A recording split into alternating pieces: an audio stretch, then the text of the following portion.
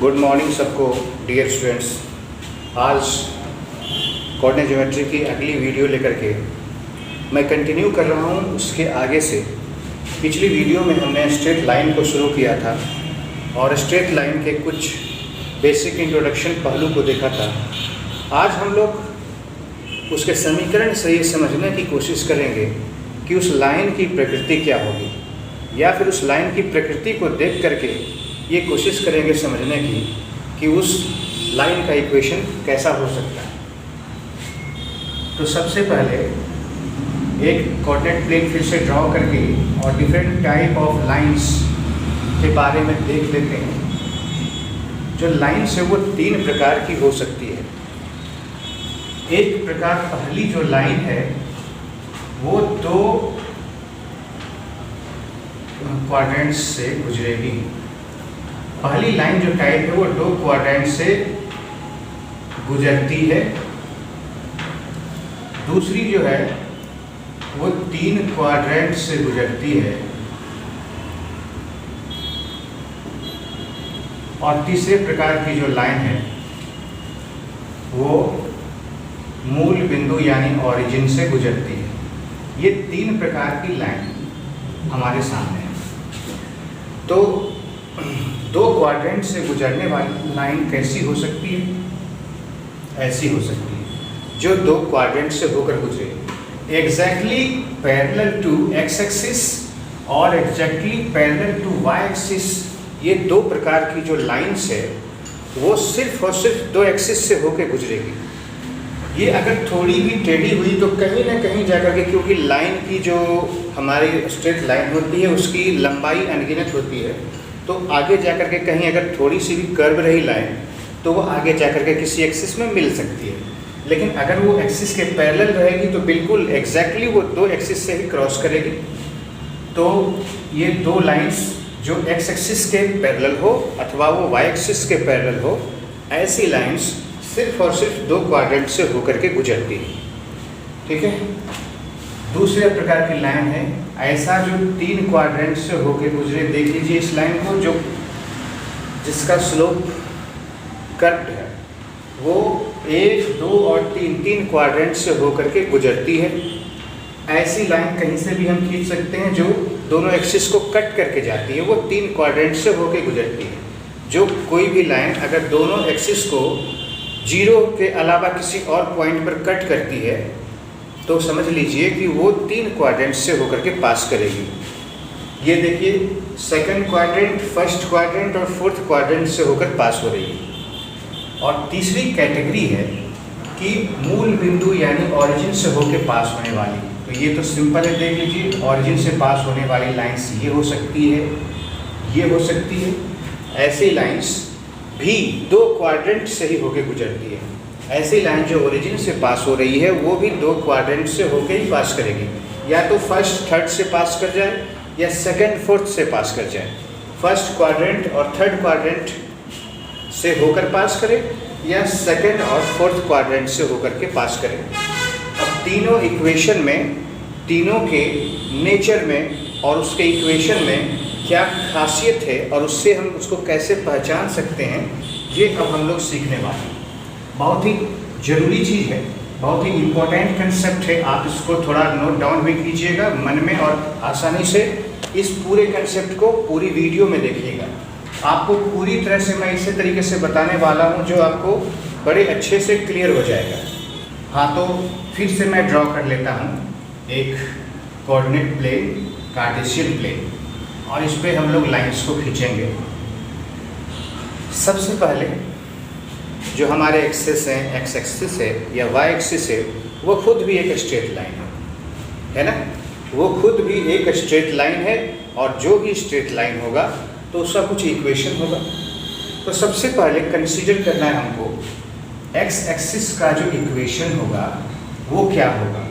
आप देख रहे हैं कि इसके हर एक पॉइंट पर, एक्स एक्सिस पर कोई एक पॉइंट ले लें तो वहाँ पर y का वैल्यू ना तो पॉजिटिव में आगे जाता है ना नेगेटिव में नीचे आता है। उस हर एक पॉइंट का y में पॉजिटिव और नेगेटिव कुछ भी नहीं रहता, यानी जीरो रहता है। इसलिए इसका एक यूनिवर्सल इक्वेशन है एक्स एक्सिस का यूनिवर्सल इक्वेशन है y is equal to 0। In the same way y axis को देख लिया जाए। y एक्सिस में कोई भी पॉइंट ले लीजिए तो वो x के तरफ ना तो दाहिने जाता है ना बाएं जाता है, वो हर एक पॉइंट ना लेफ्ट साइड है ना राइट साइड है, यानी ना तो पॉजिटिव साइड है ना तो नेगेटिव साइड है x के, यानी x में ये ऑलवेज 0 रहता है। और यही इक्वेशन है y एक्सिस का। ओके, ये दोनों इक्वेशंस जो हो गए हमारे एक्सिस के हो गए। ठीक है, अब आगे बढ़ते हैं। हम लोग चलते हैं ऐसे दो लाइंस के बारे में जानते हैं जो दो क्वाड्रेंट से होकर के पास करती है। लेट अस कंसीडर एक y एक्सिस के पैरेलल एक लाइन है, वो सेकंड और थर्ड क्वाड्रेंट से होकर के पास कर रही है, और ये y एक्सिस को, फॉर एग्जांपल y एक्सिस को 3 पर क्रॉस करती है, माइनस के डायरेक्शन में 3 पर जाकर के इंटरसेप्ट करती है, कट करती है। तो इस लाइन का इक्वेशन कैसे लिखा जाएगा? आप इस इक्वेशन में देख रहे हैं, एक हर एक पॉइंट पर ले लीजिए, क्योंकि लाइन जो होता है या कोई भी कर्व होता है कोऑर्डिनेट प्लेन पर, तो मोर देन वन पॉइंट्स का कलेक्शन होता है, और उसके जो कॉमन प्रॉपर्टी है, उसका जो एक गुण होता है, उसी के आधार पर उसका इक्वेशन लिखा जाता है। अभी आप देख लीजिए कि इस स्थिति में हर एक का y तो बदलता जा रहा है, y तो ऊपर की तरफ जाए तो और ज़्यादा होता जाएगा, नीचे की तरफ जाए तो y का वैल्यू कम होता जाएगा, लेकिन एक चीज़ जो है वो फिक्स है कि x का वैल्यू हरदम नेगेटिव डायरेक्शन में 3 रहेगा। इसलिए इसका जो इक्वेशन हो गया x इज इक्वल टू -3। अगर इसको जनरलाइज कर लें कि ऐसा कहा जाए कि ये 3 नहीं होकर के k है, k डिस्टेंस पर, यहाँ से यहाँ तक का डिस्टेंस है k, तो इसका इक्वेशन हो जाएगा x is equal to k plus minus k। Okay, वो डिपेंड करता है कि किस डायरेक्शन में, नेगेटिव डायरेक्शन में है या पॉजिटिव डायरेक्शन में। अगर नेगेटिव डायरेक्शन में तो x is equal to -k, and अगर पॉजिटिव डायरेक्शन में है तो x is equal to k, इसका इक्वेशन होगा। इन द सेम वे अगर एक लाइन x एक्सिस के पैरेलल में हो तो उसका हर एक पॉइंट पर y उसका फिक्स रहेगा। देखिए y, अगर यहाँ पर y के डिस्टेंस पर कट किया गया है y को, तो ये ना तो ऊपर बढ़ रहा है ना नीचे बढ़ रहा है, k का k पर रहता है, लेकिन x का वैल्यू जितना राइट में चलते जाते हैं वो बढ़ता जाता है, और जितना लेफ्ट में रहते हैं उतना घटता जाता है। तो x का वैल्यू वेरी कर रहा है, बट y का वैल्यू कांस्टेंट है। लेट अस कंसीडर कि वो वैल्यू है k की डिस्टेंस पर जाके इसको कट करती है लाइन, तो इसका इक्वेशन हो जाएगा y is equal to k। यहाँ भी हम प्लस माइनस लगा सकते हैं। अगर ये लाइन x एक्सिस के ऊपर हो तो y is equal to k, और अगर यही लाइन x एक्सिस के नीचे हो तो y is equal to -k कर सकते हैं। तो इससे क्या पता चला कि अगर किसी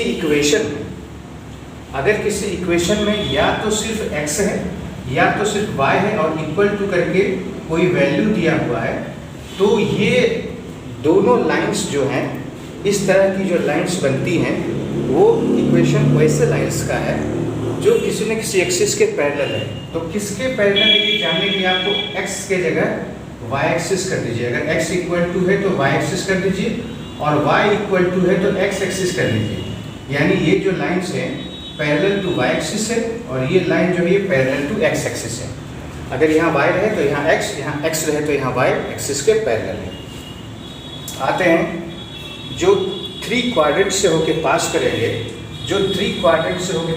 उसमें जनरल फॉर्मेट में रहेगा ax plus by plus c equal to 0 के फॉर्मेट में, यानी उसमें x भी रहेगा कुछ कोफिशिएंट के साथ, y भी रहे कुछ कोफिशिएंट के साथ, और साथ ही साथ एक कांस्टेंट टर्म भी रहे। तो समझ जाइए कि वो इक्वेशन दोनों एक्सेस को कट कर रही है, इसलिए 3 क्वाड्रेंट से होकर के पास कर रही है। Example 2x plus 3y is equal to 7। यहाँ पर x का कोफिशिएंट भी है, y का कोफिशिएंट भी 0 नहीं है, और यहाँ पर c का वैल्यू भी दिया हुआ है। तो इसलिए ये जो इक्वेशन बनता है वो 3 क्वाड्रेंट से होकर के पास करने वाले लाइन का बनता है। और लास्ट क्या पहचान है कि जो ऑरिजिन से होकर पास करती है वो लाइन कैसा होगा? तो जिस इक्वेशन में x हो, ax प्लस by, लेकिन c हो ही नहीं, यानी कांस्टेंट टर्म हो ही नहीं, जिसमें x का कोफिशिएंट भी हो, y का कोफिशिएंट हो, लेकिन कांस्टेंट टर्म हो ही नहीं, तो वो लाइन जो होती है वो मूल बिंदु से होकर पास करती है। Example 5x + 4y = 0।